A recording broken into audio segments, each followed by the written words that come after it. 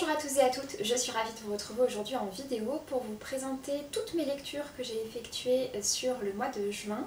Comme je vous avais dit, au mois de juin, j'ai participé à un challenge qui s'appelait Lisons le Wokistan et qui consistait à lire différents livres autour de la diversité à l'occasion du mois des fiertés. Et donc l'idée aujourd'hui, c'est de faire un petit bilan par rapport à ce challenge et vous présenter tout ce que j'ai lu ce mois-ci. Et donc j'ai décidé de vous faire un top tier.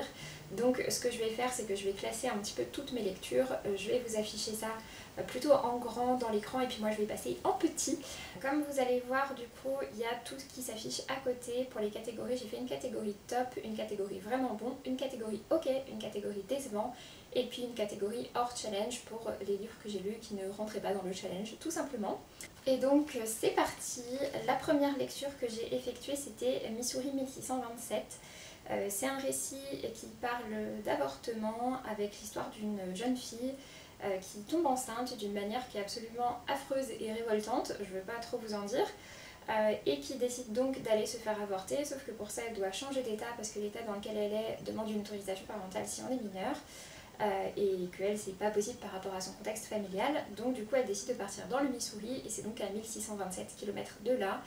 Et ce road trip, elle ne va pas le faire toute seule, elle va le faire avec son ancienne meilleure amie. J'ai trouvé ça vraiment sympa, j'ai vraiment aimé la manière dont tout était orchestré et vraiment la manière dont c'était géré. Donc voilà, je vais le mettre en vraiment bon pour l'instant. Ensuite, j'ai lu Le Serpent par Claire North, qui est le premier tome de la Maison des Jeux. Je l'ai lu en théorie pour le challenge, pour la catégorie autour de la santé mentale et de la neurodivergence, mais en fait, ça n'en parlait pas vraiment. Du coup, je ne sais pas si je le mets en hors challenge ou en un peu décevant. C'était censé être pour le challenge, je vais le mettre en décevant parce qu'effectivement ça parlait pas de ce que je pensais. En fait j'avais écouté la préface et dans la préface on parlait beaucoup justement de neurodivergence et plus du tout dans le reste du récit. Donc pour le coup on est sur un récit plutôt de fantasy, fantastique qui se passe à Venise et il y a toute une histoire qui est très organisée avec un parallèle entre les complots politiques qu'il y a dans la vie commune et des tournois d'échecs et donc pareil tous les complots, les manigances, le fait de placer des pions, etc. Donc voilà. Ensuite j'ai lu Les Amants du Ragnarok par Jean-Laurent Del Socorro, c'est un auteur que j'aime beaucoup mais j'ai pas plus que ça accroché à ce récit là.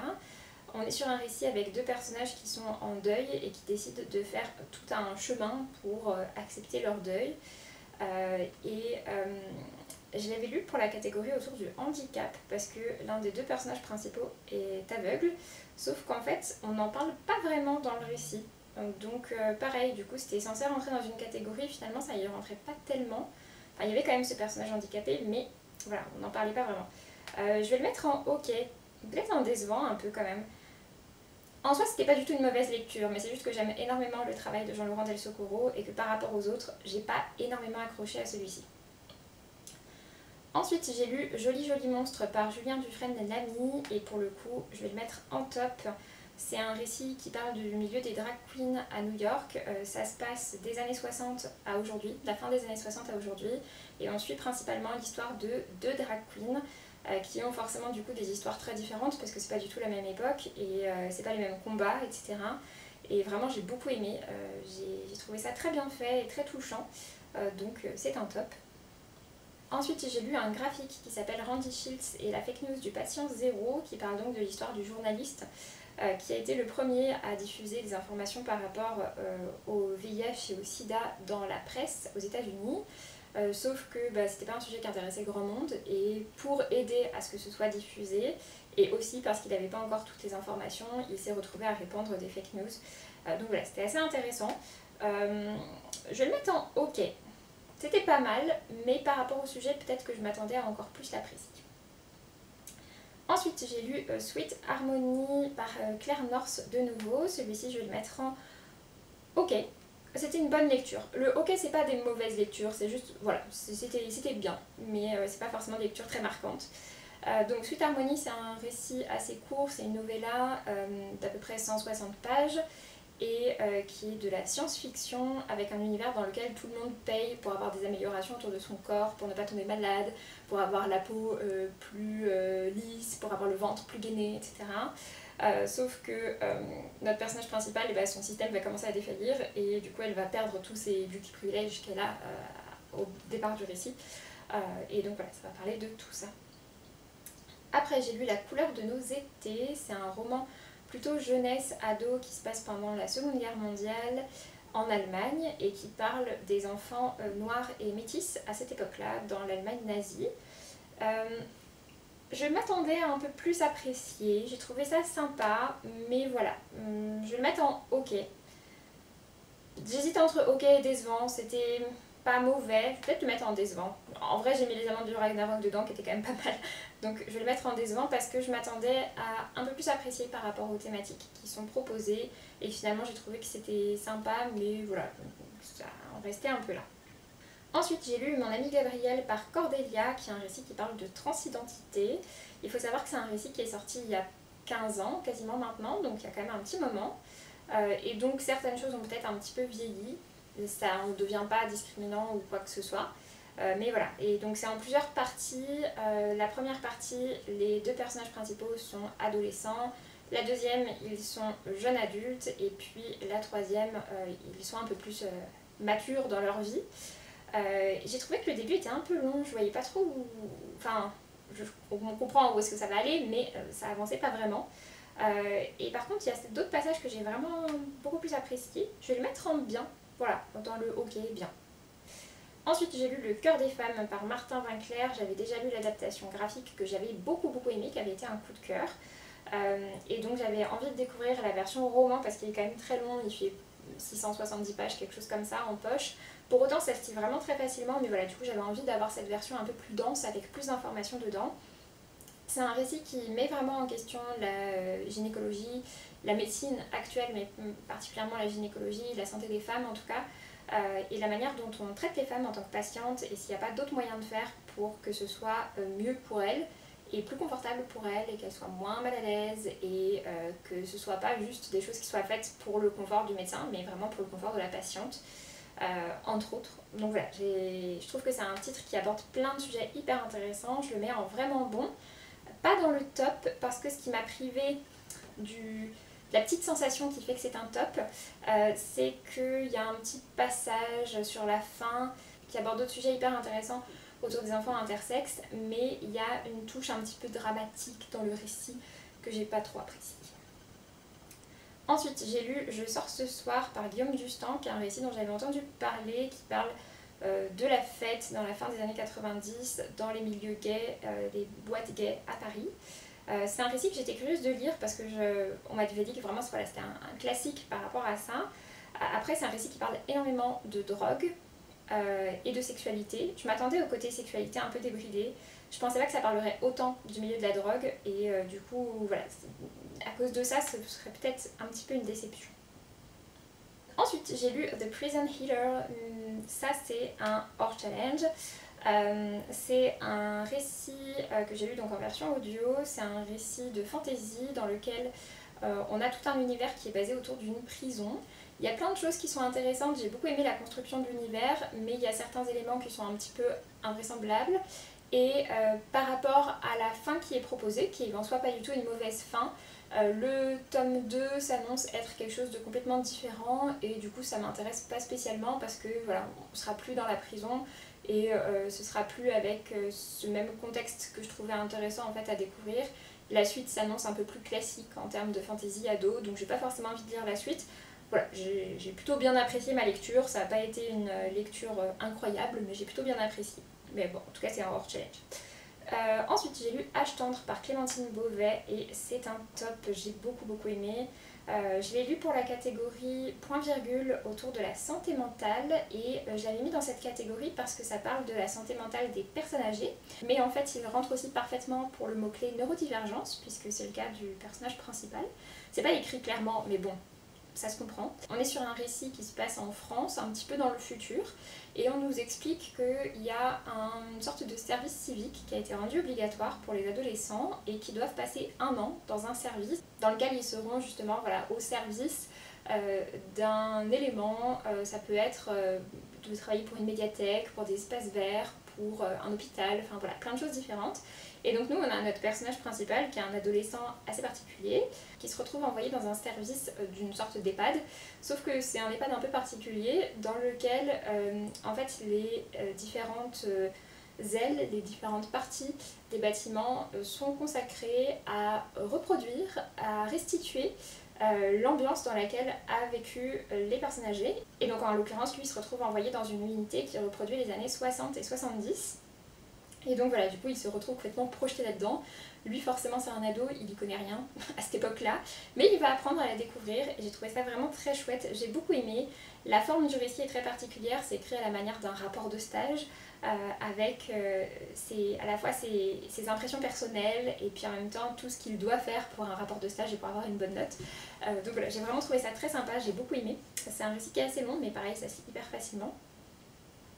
Ensuite, j'ai lu le manga Songe de nuit ambrée, le tome 3, c'est un hors challenge. On est sur un petit manga dans lequel on suit un groupe de personnages qui travaillent ensemble, qui en tout cas unissent leurs connaissances pour faire développer un bar à bière qui vient d'ouvrir. Et le tout est parsemé de vrais conseils de bière, etc. parce que le manga a été écrit en partenariat avec des spécialistes. Donc voilà, je trouve ça vraiment sympa, j'aime bien l'histoire. Moi personnellement je bois pas de bière donc je ne me sers pas de recommandations, mais je trouve ça vraiment sympa. Puis il y a tout l'aspect un peu dégustation, de mettre ensemble voilà, le plat qui va bien avec la bière, etc. Ensuite j'ai lu La Maison des Sortilèges par Emilia Hart et je vais le mettre en très bon. J'ai vraiment bien aimé, on est sur un récit à travers les époques avec 3 destins de femmes différentes qui font partie d'une même lignée. Et ces 3 femmes voilà, vont avoir des vies quand même très différentes les unes des autres, mais elles sont toutes reliées par le fait que ce sont des femmes et que parce qu'elles sont des femmes, elles vont un peu morfler dans la vie, il va leur arriver plein de choses qui sont pas très chouettes. Et vraiment voilà, c'est un récit que j'ai vraiment beaucoup aimé. Ça parle de violence familiale, ça parle de chasse aux sorcières, ça parle de violence sexuelle, voilà, de plein de sujets hyper intéressants, de maternité, du désir de maternité qui ne marche pas forcément, aussi bien que de celles qui se retrouvent enceintes et qui ne le souhaitent pas. Voilà, donc vraiment un récit que j'ai beaucoup aimé et que je vous recommande vraiment. Ensuite, j'ai lu le tome 6 ou le premier tome du 2e cycle des Carnets de Cerises. C'est un hors challenge, mais sinon je l'aurais mis tout en haut, mais c'est un hors challenge. J'ai énormément aimé ce tome 6, je l'avais pas lu parce que je voyais pas très bien l'utilité, je trouvais que la série se concluait bien. Et en fait, dans ce tome 6, Cerise et toute sa famille partent faire un road trip, elles partent pour une année sabbatique autour du monde. Et c'était hyper chouette, j'ai beaucoup aimé, aussi bien les dessins que tous les messages qui sont véhiculés à l'intérieur. Vraiment une très très belle réussite, si vous avez aimé les Carnets de Cerises, vraiment découvrez ce nouveau tome, il vaut vraiment la découverte. Ensuite, j'ai lu de nouveau pour le challenge On ne naît pas grosse, qui est un récit que j'ai lu pour la catégorie All Bodies are Bikini Bodies, donc la catégorie autour de la grossophobie, de l'apparence du corps, etc. Et c'était hyper intéressant, c'est un essai qui a donc été écrit par une personne concernée et qui nous parle vraiment avec tous les chiffres, etc. C'est très court. Que ce soit en version papier ou en version audio, mais vraiment voilà, il y a plein de choses hyper intéressantes dedans, donc vraiment je vous recommande. On retourne au hors challenge avec Au Chant des Grenouilles, qui est le tome 2 de la bande dessinée. J'ai vraiment bien aimé, c'est une bande dessinée très mignonne avec des dessins d'animaux vraiment trop mignons. Si vous aimez Les Mémoires de la Forêt, on est vraiment sur le même type d'ambiance, c'est très chou. C'est de la bande dessinée donc c'est très rapide, il se passe pas énormément de choses dans chacun des tomes, mais vraiment c'est trop mignon. Après j'ai lu Le Secret de Madoka, qui est un titre que j'ai lu pour la catégorie En accord, qui parle autour de la transidentité et des questionnements autour du genre. Et j'ai trouvé ça un petit peu décevant, je pense. C'est publié aux éditions Akata, j'aime beaucoup ce qu'ils font et je trouve d'autant plus pour leur récit qui parle de diversité. Mais en l'occurrence, j'ai trouvé ça un petit peu classique. Je trouvais que ça abordait pas forcément, ça allait pas assez loin dans les thématiques. C'est l'histoire de 2 enfants, jeunes adolescents qui se rencontrent et lui c'est un garçon qui aime beaucoup les robes, le rose, tout ce qui est mignon. Et elle c'est une fille qui a un côté garçon manqué et qui s'éloigne au contraire de tous les codes de la féminité. Et du coup au départ ils s'aiment pas beaucoup et puis finalement ils vont devenir amis.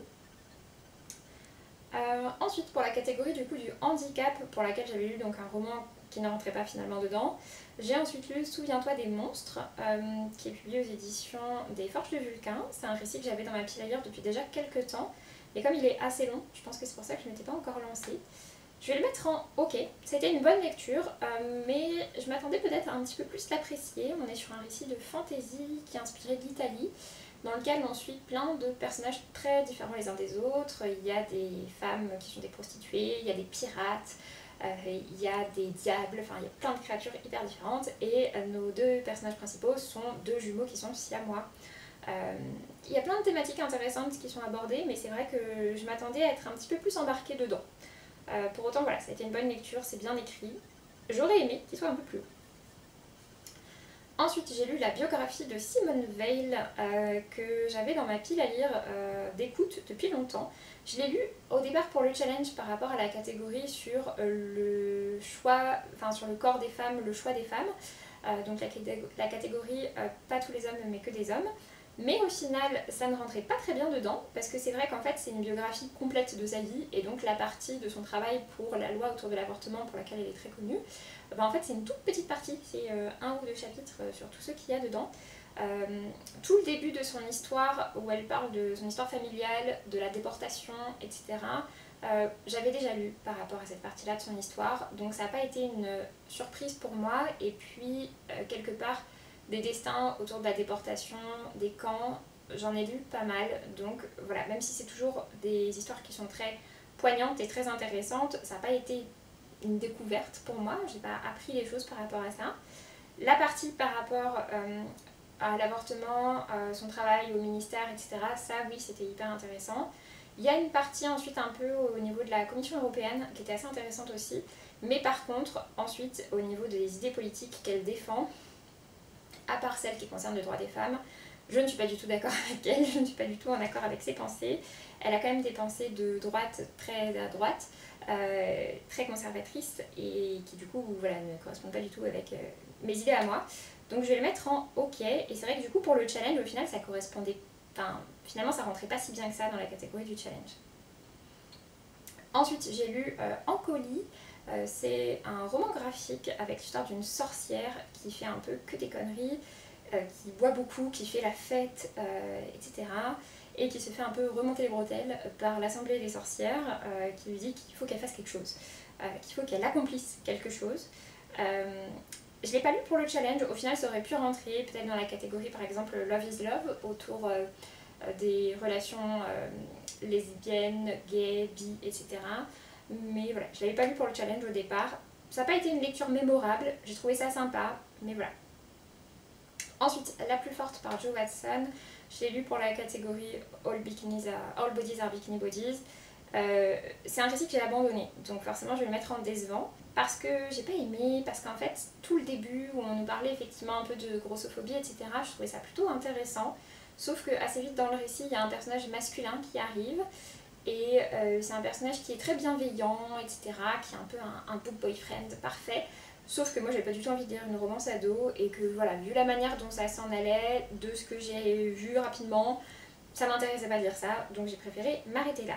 Après j'ai lu Je ne sais pas quoi faire des gentils blancs par Brit Bennett, qui est un essai qui parle de racisme, et en fait c'est une compilation de plusieurs essais qu'elle a écrit, de plusieurs articles qu'elle a écrits autour du racisme, c'était hyper intéressant. Je vais vite. Après j'ai lu L'amour est au menu, le tome 3 et le tome 4, qui rentraient donc dans la catégorie Love is Love, puisqu'on est sur une relation lesbienne, autour de la nourriture.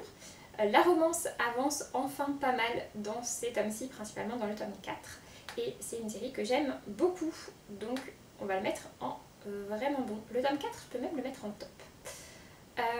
Et ensuite, pour finir, j'ai lu Reconnaissance, qui est donc une bande dessinée par Laurier The Fox, qui fait à peu près 250 pages et qui regroupe différents témoignages autour de la transidentité. J'ai trouvé ça vraiment intéressant, mais le style graphique n'est pas forcément celui qui me parle le plus.